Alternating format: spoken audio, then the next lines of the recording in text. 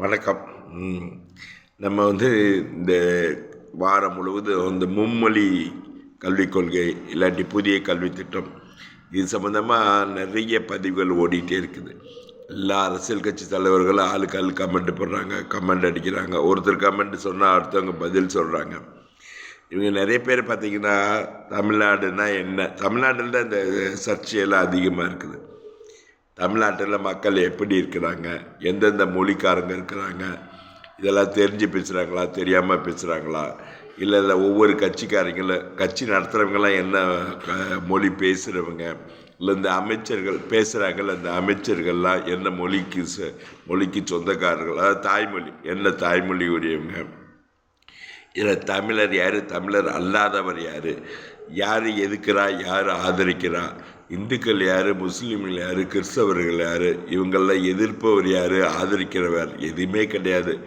அவங்க இவர் பதில் சொல்லிட்டா அவர் ஒரு எதிர்பதில், இவர் இந்த கட்சிக்காரர் சொன்னாங்கிறதுக்காக அந்த கட்சிக்காரர்.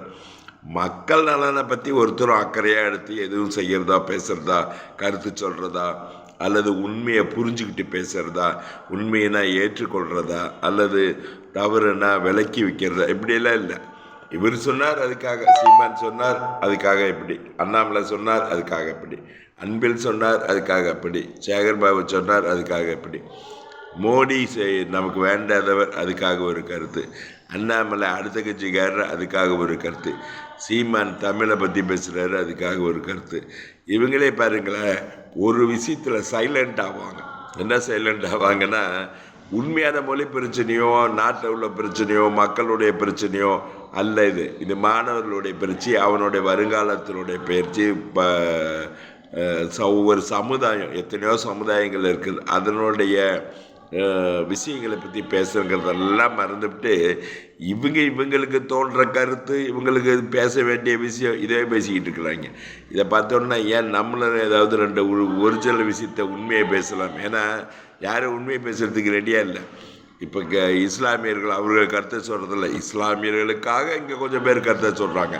தமிழர்கள் யாரும் தமிழர் கருத்தை சொல்கிறதில்ல, தமிழர்கள்ன்ற பேரில் யாராவது ஒருத்தர் கருத்தை சொல்கிறாங்க. கருத்து சொல்கிறவங்க இந்த முதல்ல தமிழராக இருக்கிறதில்ல, அது வேறு விஷயம். அதே மாதிரி இந்துக்கள்ங்கிற பேரில் சிலர் இந்துக்கள் கருத்தை திணிக்கிறாங்க, இந்துக்கள்ன்ற பேரில் கருத்தப்படுறாங்க. ஒருத்தரும் கல்விக் கொள்கையை பற்றி இங்கே பேசுகிறதுக்கு இல்லை. கல்விக் கொள்கை என்ன, கல்விக் கொள்கை இன்றைக்கி ஆரம்பித்த கதையா, கருத்து கேட்பு கூட்டம் நடந்துச்சு. அன்னையிலேருந்து இந்த கல்விக் கொள்கையினுடைய விஷயங்களை நம்ம பார்க்கணும். கருத்து கேட்பு கூட்டம் ஒவ்வொரு மாவட்டத்திலையும் நடத்தின போதே மக்கள் உருப்படியான எந்த விஷயத்தையும் பேசலை. நம்ம பேசுகிறது கல்விக் கொள்கையை பற்றி. ஆனால் மக்கள் கருத்து சொன்னது, பள்ளிக்கூடத்தில் ஸ்கூல் டீச்சர் அடிக்கிறாங்க, இந்த யூனிஃபார்ம் போட்டு வர சொல்கிறாங்க, லேட்டாக வர சொல்கிறாங்க, பஸ் இல்லை, இதெல்லாம் கருத்து கூட்டத்தில் பேசுனாங்க. அன்றைக்கே அந்த கேட்க உட்காந்துருந்தாங்கள்ல, அவங்களுக்கும் கல்விக் கொள்கைன்னு என்னென்னு தெரியாது.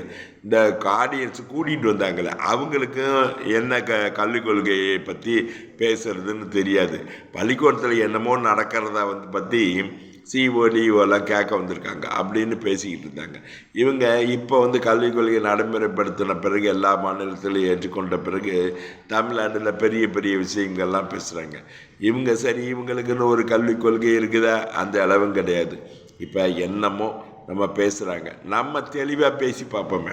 நமக்கு என்ன கட்சியாக இதோ மக்கள், மாணவர்களை பற்றினோட பிரச்சனை, மக்களை பற்றினோட பிரச்சனை, சமுதாயத்தை பற்றி பிரச்சனை, ஒரு சமூகம், ஒரு சமுதாயம், மாணவர்கள், அவர்கள் எதிர்காலம், உலகம் எப்படி இயங்குது, மொழிவாரி எப்படி இயங்குது, இங்கிலீஷ் தேவையா, ஹிந்தி தேவையா, சம்ஸ்கிருதம் தேவையா, தமிழ் தேவையா, பிற மொழிகள் தேவையா, தேவையில்லையா, எல்லாத்தையும் பற்றி பேசுவோம். நமக்கு என்ன பாரபட்சம்? இப்போது நம்ம ஒரு விஷயத்தை பேச ஒவ்வொரு விஷயமும் ஆரம்பிப்போம்.